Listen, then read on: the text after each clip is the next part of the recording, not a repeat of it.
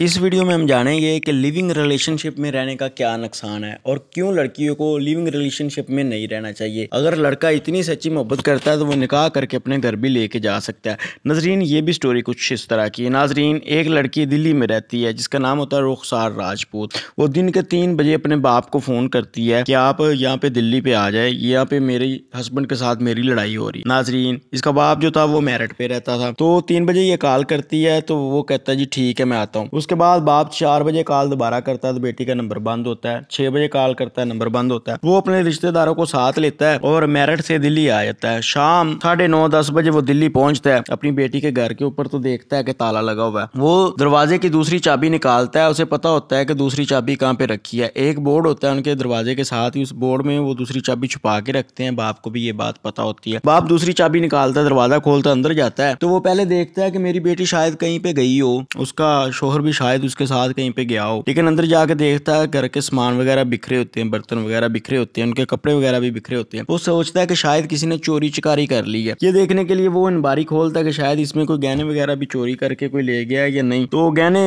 देखने के लिए वो अलमारी खोलता है तो आगे उसकी बेटी बैठी हुई हालत में उसे नजर आती है। तो उसकी सांस चेक करता है तो पता होता है कि ये तो मर चुकी है। पुलिस को कॉल की जाती है, पुलिस आती है, आके FIR दर्ज कर लेती है। FIR दर्ज करने के बाद चूंकि सबसे पहले बाप ने अपनी बेटी को देखा था इस हालत में, तो बाप से पूछ-गूछ करते हैं। तो बाप बताता है कि ऐसे मेरी बेटी ने 3 बजे फोन किया, तो यहाँ पे मैं पहुंचा हूँ 9:30 बजे, तो यहाँ पे ये मैंने देखा है। तो पुलिस वाले पूछते हैं कि इसके साथ कौन था, तो वो कहता है जी इसके साथ इसका शोहर विपुल था। तो वो बताता है कि मेरी बेटी जो थी वो पीछे मेरे साथ पहले मेरठ में रहती थी। 2017 में मैंने इसकी शादी की मोहम्मद मोहसिन नाम के बंदे के साथ। जब इसकी शादी हुई, शादी के बाद 2018 में इसके यहाँ एक बेटी भी पैदा हुई जो कि इसने हमें ही दी हुई थी। अपनी नानी और मेरे पास रह रही थी वो इसकी बेटी। तो यूं 2019 में ये अपना मसाज सेंटर खोल लेती है सूरज नगर में आके, जो कि गुजरात में होता है। तो ये अपने घर मेरठ से सूरज नगर में आती है, अपना मसाज सेंटर खोलती है और ब्यूटी पार्लर खोल के ये वहाँ पे ब्यूटी पार्लर चला रही होती है। तो ऐसे ही ये जो विपुल था ये उसे वहाँ पे मिलता है। मेरी बेटी को मिलने के बाद ये इधर आ जाते हैं दिल्ली में। तो यहाँ पे मेरी बेटी लोन लेती है 35 लाख रुपए का। लोन लेने के बाद यहाँ पे ये दोनों मिलके फ्लैट लेते हैं। तो ये फ्लैट मेरी बेटी के नाम होता है क्योंकि लोन उसने लिया होता है बैंक से। तो उसने 7 लाख रुपया भी विपुल को दिया होता है। इस वजह से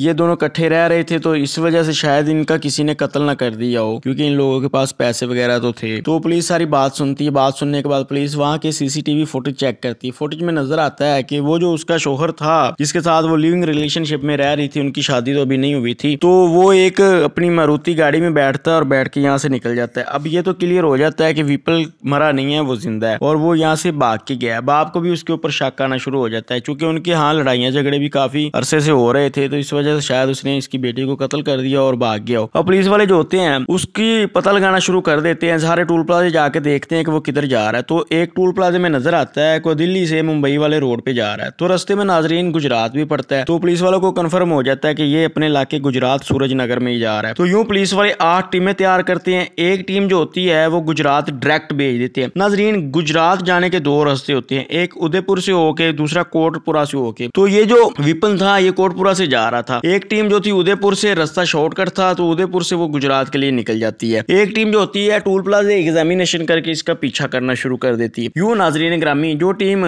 इसका पीछा कर रही होती है वो इसके पीछे ही होती है। एक टूल प्लाजे में नजर आता है, वो गाड़ी भी इनकी टूल प्लाजे के पीछे आ रही होती है। आगे वाले में फिर नजर आता है। ये करता क्या, विपुल एक टूल प्लाजा क्रॉस करता है, आगे जाके एक होटल पे रुक जाता है, घंटा डेढ़ रुकता है या थोड़ी देर रुकता है, अपना सांस वगैरह लेने के बाद फिर वो टूल प्लाजे से आगे चला जाता है, आगे वाला टूल प्लाजा क्रॉस कर जाता है। तो ये पुलिस वालों को बेनिफिट मिल रहा होता है कि वो भी इनके पीछे पीछे ही होते हैं क्योंकि ये रास्ते में रुकता जा रहा था। तो पुलिस वाले जब इसके करीब पहुंच चुके होते हैं तो ये आगे निकल जाता है। चूंकि इसका नंबर बंद होता है इसलिए पुलिस वालों को इसकी कोई एग्जैक्ट लोकेशन तो नहीं मिल रही होती, लेकिन टूल प्लाजे की बेस के ऊपर ही ये उसे बार बार एग्जामिनेशन कर रहे होते हैं। नाजरीन, ये कोटपुरा आके टूल प्लाजे से गाड़ी क्रॉस नहीं करती। तो ये क्या करते हैं कि वहाँ की जो मोटरवे पुलिस होती है उससे राब्ता करते हैं कि इस नंबर की गाड़ी इस टूल प्लाजे से तो क्रॉस हुई है लेकिन आगे वाले टूल प्लाजे से क्रॉस नहीं हुई। तो जो मोटरवे पुलिस होती है वो बताती है कि इस गाड़ी का तो रास्ते में एक्सीडेंट हो गया एक खंबे के साथ। तो पुलिस जो होती है मोटरवे पुलिस के पास जाती है। मोटरवे पुलिस बताती है कि हुआ कुछ यूं था कि एक लड़का था वो गाड़ी चला रहा था, यहाँ पे आके एक खंबे में उसकी गाड़ी टकरा गई। हमने एम्बुलेंस को मंगवाया तो उसने बोला मेरे पास पैसे नहीं है इसलिए मैं यहाँ पे अपना इलाज नहीं करवा सकता, मेरा घर गुजरात सूरज नगर में है, तो आप मुझे एक प्राइवेट एम्बुलेंस करवा दें तो मैं सूरज नगर जाके उस गाड़ी के पैसे भी दे दूंगा और वहाँ पे अपना इलाज करवाऊंगा। तो चूंकि उसे ज्यादा चोटें नहीं लगी लगी हुई थी, गंभीर हल्की फुल्की चोटें थी। इस वजह से वो जो सरकारी एम्बुलेंस आई थी उसने एक प्राइवेट एम्बुलेंस का इंतजाम किया, तो वो एम्बुलेंस लेके उसे चलेगी। अब जो सरकारी एम्बुलेंस वाला था उसने वो प्राइवेट एम्बुलेंस वाले का नंबर भी दे दिया। प्राइवेट एम्बुलेंस वाले को फोन किया जाता है, फोन करके पुलिस बोलती है कि हम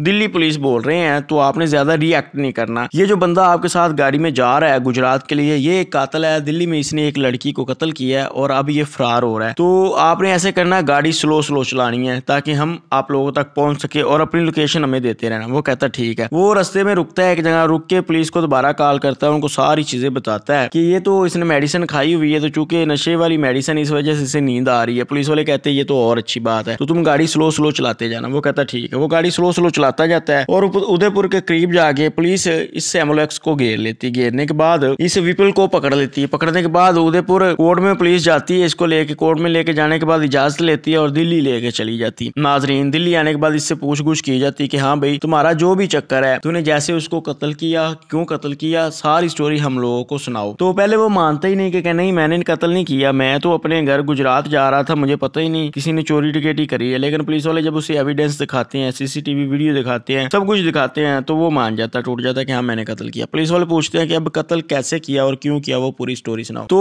इसके बारे में भी पुलिस सारा पता भी करती है। तो पता करने पे पता चलता है कि ये जो विपुल है ये सूरज नगर के रहने वाला है। तो होता कुछ यूं है कि 2016 में इसके ऊपर और इसके बाप के ऊपर एक FIR दर्ज होती है किसी के जमीन के ऊपर कब्जा करने की। तो नाजरीन, इसके बारे में काफी चीजें निकल के आती हैं। एक चीज तो ये निकल के आती है कि ये नाजायज असला फरोश होता है, एक चीज। दूसरी, ये मनशियात का काम भी करता है और लोगों की जमीनों के ऊपर कब्जे वगैरह भी करते हैं। इसका बाप जो होता है वो एक दर्जी होता है और साथ में वो प्रॉपर्टी डीलिंग का भी काम करता है। तो इस वजह से 2016 में इसके और इसके बाप के ऊपर FIR दर्ज होती है और उसके बाद ये 2017 में सूरज नगर से ऑस्ट्रेलिया सिडनी चला जाता है पढ़ने के लिए। लेकिन नाजरीन ग्रामी, ये वहाँ पे 1 साल रहता है, लेकिन इसका तालीम में मन नहीं लगता, इसलिए ये वहाँ पे सब कुछ छोड़ के वापस आ जाता है। यूं 2018 में ये जो लड़की होती है रुखसार राजपूत, ये भी सूरज नगर में आके अपना मसाज सेंटर और पार्लर खोल लेती है। इसकी और रुखसार की मुलाकात होती है, ये विपुल और रुखसार को आपस में मोहब्बत हो जाती है। यूं नाजरीन ग्रामी, ये दोनों रहना शुरू कर देते हैं एक दूसरे के राब्ते में। तो ऐसे ही 2019 में आके उसके ऊपर फिर FIR हो जाती है विपुल के ऊपर आके नाजायज असला फरोशी की। तो होता कुछ यूं है कि 2019 से फिर 2020 में भी इसके खिलाफ FIR होती है और इसके बाप के खिलाफ FIR होती है। तो लास्ट टाइम ये होता है कि 2021 में इसके खिलाफ FIR होती है, जो कि एक बंदा पकड़ा जाता है नाजायज असला लेके जा रहा होता है। वो डायरेक्ट इसका नाम ले देता है कि ये तो मैं असला उस बंदे का लेके जा रहा हूँ। पुलिस इसके खिलाफ FIR दर्ज करती है। इसको पता होता है कि अब मामला बड़ा हो गया है, अब मैं पकड़ा गया तो मैंने शायद छूटना भी नहीं, इसलिए ये दिल्ली भाग जाता है। लेकिन नाजरीन, होता कुछ यूं है कि दिल्ली में आकर पुलिस इसे पकड़ लेती है। पकड़ने के बाद इसे दोबारा गुजरात लेके आ जाती है। गुजरात ये जेल में होता है। इसके वकील काफी पावरफुल होते हैं, चूंकि ये खाते पीते घर का होता है, पैसे वाला। वकील इसकी बेल करवाते हैं। बेल करवाने के बाद दोबारा फिर ये दिल्ली भाग जाता है। नाजरीन, अब की बार दिल्ली ये भाग के जाता है 2023 में, लेकिन इसकी पेरोल खत्म हो जाती है, लेकिन वो फिर भी वापस नहीं आता। दूसरी तरफ ये जो इसकी गर्लफ्रेंड होती है रुखसार राजपूत, इसने वो जो पार्लर खोला हुआ था और मसाज सेंटर खोला हुआ था, पुलिस वहां पे रेड मारती है तो पता चलता है कि ये तो पार्लर और मसाज सेंटर की आड़ में धंधा कर रही थी, लड़कियों को चला रही थी। तो इसके खिलाफ भी 3 FIR हो जाती हैं। अब इसके पास भी और कोई चारा नहीं रहता, तो ये अपने आशिक से राब्ता करती है और ये भी दिल्ली भाग जाती है, सब कुछ अपना छोड़ के। वो भी दिल्ली पहले ही होता है आशिक, ये भी दिल्ली होता है। वहां पे आके ये कर्जा लेती है। कर्जा लेने के बाद वहां पे ये एक फ्लैट लेती है। अब फ्लैट लेने के बाद ये सारा दिन अपने घर ही रहती है। दूसरी तरफ ये जो विपुल होता है ये सारा दिन बाहर रहता है, काम कार ढूंढ रहा होता है, लेकिन कोई काम नहीं मिल रहा होता। ऐसे इनकी जिंदगी का गुजारा हो रहा होता है। तो पुलिस पूछती है कि हाँ भाई ये बताओ कि कत्ल क्यों किया तुमने। तो सीन कुछ यूं होता है कि 2018 में इनकी मुलाकात हुई। ऐसे वक्त गुजरते गुजरते 2024 आ गया। 2023 में ये इधर दिल्ली आके इन लोगों ने ये फ्लैट लिया था। 3 अप्रैल 2024 को इनकी बातचीत हो रही थी घर में बैठे। तो ये कहती है रुखसार राजपूत इससे कि देखो तुम मुझसे शादी क्यों नहीं कर रहे, इतना तो अरसा हो गया हम दोनों के तल्लुक को, अब तुम मुझसे शादी कर लो। ये जो विपुल था ये अभी इससे शादी नहीं करना चाहता था। ये कहता है कि अभी मैं शादी नहीं करना चाहता, कर लूंगा शादी, इतनी भी क्या जल्दी है। तो दूसरी तरफ रुखसार राजपूत कहती है कि देखो तुमने 7 लाख रुपया मुझसे उधार भी लिया था, वो भी मेरा वापस करो, ये फ्लैट भी मेरे नाम है। तो